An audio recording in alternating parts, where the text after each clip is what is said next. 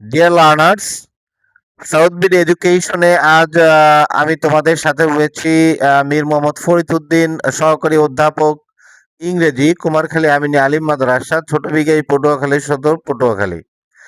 আমরা ইংরেজি পড়ার সময় অনেক সময় একটি সমস্যায় পড়ি, সেটি হচ্ছে শব্দের শুরুতে পি থাকলেও পি এর উচ্চারণ হয় না। তো চলো আজকে জেনে আসি পি কখন উচ্চারিত হয় না, কখন সাইলেন্ট থাকে। মনে রাখবে, কোনো শব্দের শুরুতে পি এর পরে যদি এন বা এস থাকে তবে পি এর উচ্চারণ হয় না, পি এর উচ্চারণ সাইলেন্ট থাকে। এখানে কয়েকটি শব্দ লক্ষ্য করো। লেখা রয়েছে pneumonia, pneumatic, psychiatrist, psychology, pseudo.